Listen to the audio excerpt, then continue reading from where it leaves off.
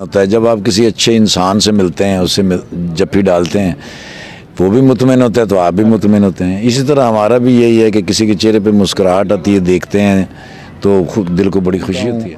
जहाँ जहाँ भी पंजाबी बसता है ना जी दुनिया में, उनसे मिलने के बाद वो ये ज़रूर कहता है कि जब आप पाकिस्तान जाएंगे ना तो यार मियाँ मीर सरकार, बाबा बुल्ले शाह सरकार और बाबा गुलाम फरीद शकरगंज के यहाँ हमारा सलाम पेश कीजिएगा। अस्सलाम वालेकुम नाजरीन, 42 HD TV के साथ मैं हूं आपका मेज़बान मलक खुर्रम शहज़ाद। नाजरीन, इस वक्त मैं हजूर दाता हजूर बाबा बुल्ले शाह सरकार रहमतुल्लाह के आस्थाना पर मौजूद हूँ। यहाँ पर मेरे साथ इस वक्त जो सेलिब्रिटी मौजूद हैं वो किसी तारीफ़ के मोहताज नहीं। आपको बताने की मेरे हाल के ज़रूरत नहीं है कि इफ्तिखार ठाकुर साहब जो कि सारी दुनिया को हंसाने वाले आज हमारे साथ बाबा बुल्ले शाह सरकार के दरबार पर मौजूद हैं। उनसे जानते हैं कि उनकी ज़िंदगी का अहवाल, वो अपनी ज़िंदगी को कैसे गुजार रहे हैं और उन्हें ये सारा कैसे शौक़ पैदा हुआ। अस्सलाम वालेकुम सर। वालेकुम अस्सलाम वरहमतुल्लाहि वबरकातुहू। सर, पहले तो आपका बहुत बहुत शुक्रिया कि आपने आज कसूर को शरफ़ बख्शा, बाबा बुल्ले शाह के दरगाह पर आपने हाज़िरी दी। तो आप हमें ये बताइएगा कि आपकी जो ज़िंदगी है, आपके ने स्टार्ट लिया था कॉमेडी में, जब आप कॉमेडियन बने तो क्या सोच के आपने अपनी ज़िंदगी को आगे बढ़ाया था? नहीं, मैंने तो कभी सोचा भी नहीं था, ना मैंने कभी इसके लिए कोई तकद होगी, ना कोई मेहनत की। वो तो मैं एक ऑफ़िस में काम करता था, वहाँ असलम राना साहब एक हमारे दोस्त हैं, वो भी वहाँ जॉब भी करते थे, ड्रामे भी करते थे। वो मुझे ले गए ज़ैड जुल्फ़ी साहब के पास इस्लामाबाद के अंदर, उनका पहला ड्रामा किया था। उसके बाद फिर काफ़ी अरसे के बाद लियाकत मेमोरियल हॉल में ड्रामा किया। फिर 1996 में मैं लाहौर आ गया सुहेल अहमद साहब के पास। 1997 में फिर मैं चला गया USA, नाइफा, न्यूयॉर्क फिल्म अकेडमी। 2001 में फिर मैं आया, तो उसके बाद मैं मुसलसल थिएटर, फिल्म, रेडियो, TV चारों मीडियम करता। अच्छा, आप जब जॉब कर रहे थे, जॉब में ज़्यादा मज़ा आ रहा था या थिएटर में आपने अपनी ज़िंदगी को ज़्यादा एंजॉय किया?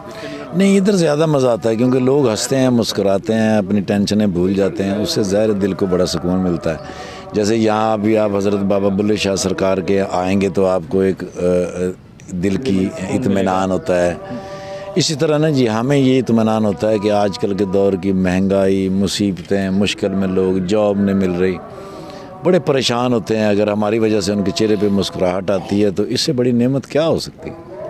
यानी कि आप जो पहले अपनी लाइफ स्पेंड कर रहे थे, आपको कॉमेडी में आके आप लोगों को दिलों को मतलब मुसर्रत करते हैं, उन्हें खुशी बख्शते हैं, तो इससे आप अपने आप को बेहतर महसूस करते हैं। ज़ाहिर खुद भी आदमी मुतमईन होता है जब आप किसी अच्छे इंसान से मिलते हैं, उससे जप्फी डालते हैं, वो भी मुतमिन होता है तो आप भी मुतमिन होते हैं। इसी तरह हमारा भी यही है कि किसी के चेहरे पे मुस्कुराहट आती है, देखते हैं तो खुद दिल को बड़ी खुशी होती है। तो आपने थिएटर की लाइफ छोड़ के अभी आपने फ़िल्में भी बनाई हैं, आपने जो मूवीज़ रिलीज़ हुई हैं आपकी, उसमें इंडिया की जो मूवीज़ हैं वो बड़ी उसमें भी काफ़ी ज़्यादा कॉमेडी है। आपको क्या लगता है कि अभी आप मूवी को ही ज्वाइन करेंगे या थिएटर को भी टाइम देंगे? थिएटर अगर अच्छा हुआ या इन्होंने अच्छा करने की कोशिश की तो ज़रूर करेंगे, उस पर ज़्यादा मज़ा आता है। लेकिन ये है कि फ़िल्म जो है वो उनके साथ मिल के हमने शुरू की है। अब पाकिस्तान में भी फ़िल्में बन रही हैं, वहाँ भी फ़िल्में बन रही हैं। ये हम जो बाबा के मज़ार पर आए हैं, यहाँ हम अपनी एक फ़िल्म है सुपर पंजाबी, वो लेके आए हैं जी। इसकी जब ये फ़िल्म शुरू होगी तो हजूर बाबा बुल्ले शाह सरकार से शुरू होगी।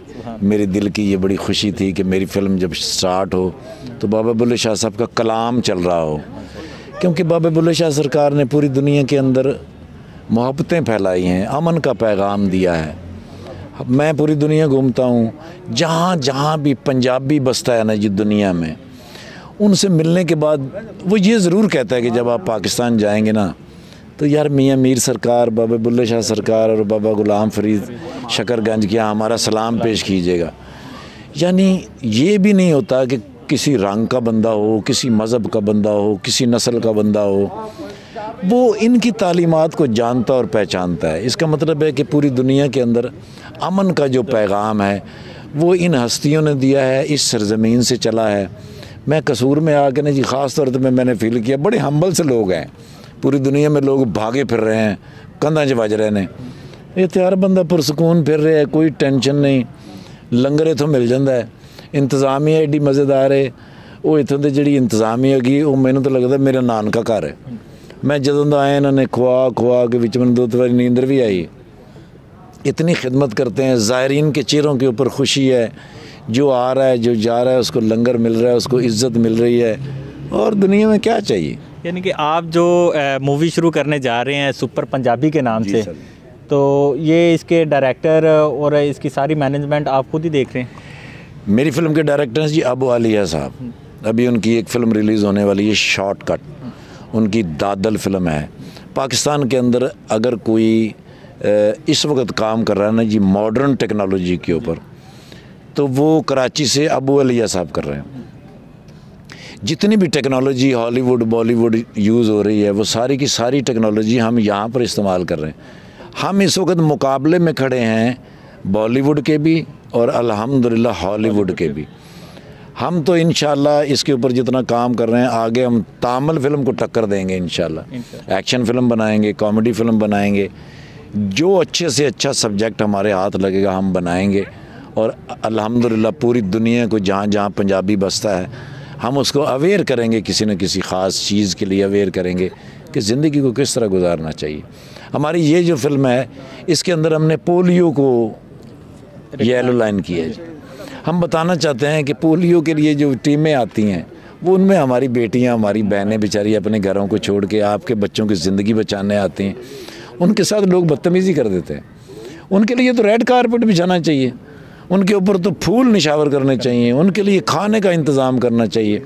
अगर कोई बदतमीज़ी करता है और उसके बच्चे को पोलियो के कतरे नहीं मिलते, एक बच्चा थोड़ी सफ़र करता है, पूरा ख़ानदान सफ़र करता है।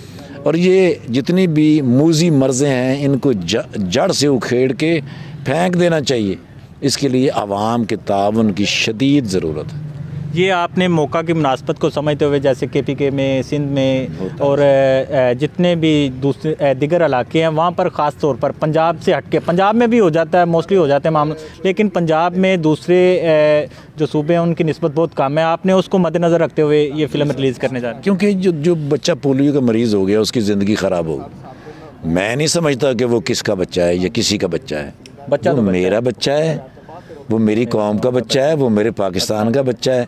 मुझे तो भाई तकलीफ़ होगी उस बच्चे के लिए, तो मैं तो उस बच्चे के लिए भागूंगा। मैं दुनिया पूरी को बताऊंगा कि भाई कोई बच्चा जो होता है वो किसी का थोड़ी होता है, वो हमारा होता है।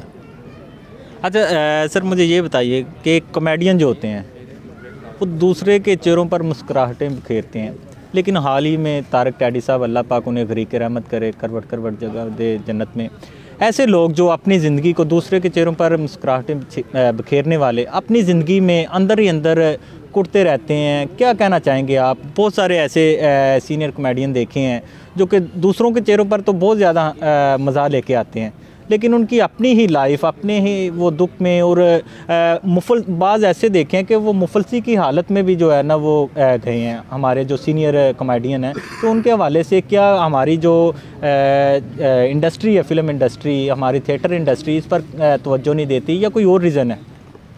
देखिए जी, पूरे पाकिस्तान के अंदर लाखों की तादाद में फ़नकार हैं, उनमें ज़्यादा से ज़्यादा ये लोग 50 होंगे। आप इनको उंगलियों पे गिनने पे आएंगे ना जी, तो आप 10 भी नहीं मुझे बता सकते। पूरी दुनिया में होता है। देखिए, कोई शोबा अच्छा या बुरा नहीं होता, इंसान अच्छा या बुरा होता। ये हर शोबे के अंदर जितने भी लोग काम करते हैं उनके ऊपर तकलीफ़ें आती हैं। ये एक अल्लाह का निज़ाम है। शायद इस 5, 6 या 10 लाख लोगों में वो 10 लोग होंगे, वो चूँकि मीडिया पे बहुत आते हैं, वो रेड लाइन पे होते हैं, लोग उनके बारे में जानते हैं, तो इसलिए लोगों का ख्याल है कि हम बड़े दुखी होते हैं, हम अंदर से बड़े परेशान होते हैं। मैं अल्लाह पाक का बड़ा ही शुक्रगुजार हूँ, आज तक नहीं कोई तकलीफ़ हुई। 64 साल मेरी उम्र है, हुणे मैं तुसी उठ के भज्जे मैं तुम फाड़ लाँगा। अल्लाह के हुक्म से ना कभी कोई बीमारी हुई, आज तक मुझे याद भी नहीं मैंने कभी सर दर्द की गोली खाई हो। अगर तो आप मुखलिस हैं, इखलास के साथ हैं, दूसरे मोमिन मुसलमान भाई को तुम्हारी ज़ुबान और तुम्हारे हाथ से तकलीफ़ नहीं होती, आपको कभी तकलीफ़ आ ही नहीं सकती। तारक टैडी साहब के बारे में आप क्या कहना चाहेंगे? उनके साथ आपने बहुत ज़्यादा थिएटर किए हैं, बहुत ज़्यादा आपकी कुर्बत थी, उनकी ज़िंदगी के हवाले से कुछ कहना चाहेंगे आप? तारक टैडी साहब का किसी को नुकसान नहीं हुआ सिवाय मेरे, क्योंकि मेरा साथ वो मेरा दोस्त था, मेरा हमसफ़र था, हमने बड़े सफ़र इकट्ठे किए। देखो जी, हर इंसान अपनी ज़िंदगी गुजारता है, लेकिन तारक टैडी साहब की एक बात मैं आपके सामने पेश करता हूँ जिसकी वजह से मैं उसका फ़ैन हूँ। ड्रामा ख़त्म होता है 1 बजे, तारक टैडी साहब की एंट्री ख़त्म होती है 12:30 बजे। उसको 12:30 बजे चला जाना चाहिए। कभी नहीं मैंने देखा वो कभी गए हों। वो पार्किंग में अपनी गाड़ी में बैठे रहते थे। जितने नए लड़के काम करने वाले आते थे उनको तो नहीं पैसे मिलते बेचारे, क्योंकि किसी को 100 मिल गया, किसी को 200 मिल गया। वो जितने वो बच्चे 8-10 निकलते थे उनसे पूछते थे कहाँ जाना है, कहाँ जाना है, कहाँ जाना है। जो उनके रूट के ऊपर होता है वो गाड़ी में बिठाते, उसको घर छोड़ते, और जो उनके रूट पे नहीं होते थे उनको 100-100 200 रुपये देते कि रास्ते में से खाना खाना और ये किराया है, मेरे बच्चे आराम से घर जाना। पूरी ज़िंदगी मैंने उनको देखा कि वो उन छोटे छोटे बच्चों के लिए अपनी जेब खाली करके अपने घर चले जाते थे। जो बंदा किसी के लिए सोचता है ना, उसकी जेब कभी खाली नहीं हो सकती। रिज़्क़ मिन जानिब अल्लाह है। आप किसी इंसान पे 1 रुपये ख़र्च करेंगे 10 तो यहीं मिलेंगे, 70 अभी तो आखिर वाले भी पड़े। तो तारक टैडी साहब और आबद ख़ान साहब मरहूम, उनकी ये बड़ी मैंने आदत देखी है कि वो उन बच्चों को खाना खिला के, उनको किराया दे के फिर अपने घरों में जाते थे। अच्छा सर, लास्ट में आप हमारे जो कसूर की आवाम है, कसूरियों के लिए कोई मैसेज देना चाहें, और ओवरऑल पूरी पंजाब कम्यूनिटी को कोई मैसेज देना चाहेंगे? सर, दुनिया भर में अल्लाह पाक ने हज़रत इंसान को जो है ना अपने दोनों सीधे हाथों से पैदा किया। इस पूरी कायनात को लफ्ज़ कुन से पैदा किया। इसका मतलब है कि हज़रत इंसान अल्लाह को बहुत प्यारा है। लिहाजा किसी भी रंग का हो, किसी नस्ल का हो, किसी मज़हब का हो, वो इंसान है, वो रब्बुल आलमीन ने पैदा किया है। उसका बहुत ख्याल रखना चाहिए, उसका एहसास करना चाहिए। अशफाक अहमद साहब की एक किताब है, रोटी बंदा खा जाती है। हालांकि असी हमेशा सुने कि बंदा रोटी खांदा, वो कहते ने रोटी बंदा खा जाती है। उहदे च उन्होंने कहा कि अगर तुहाडा कोई बंदा मर जाए ना, रोया ना करो, क्योंकि अल्लाह का माल तो अल्लाह की तरफ चला गया। अगर तुम्हारा एहसास मर जाए तो रोज़ सुबह उठ के मातम किया करो। एहसास नहीं मरना चाहिए, एक दूसरे का एहसास करना चाहिए। एक दूसरे का एहसास करोगे आपको ज़िंदगी में कभी कोई तकलीफ़ नहीं आएगी। अल्लाह पाक आपकी हिफाजत करेगा सेहत और तंदुरुस्ती के साथ।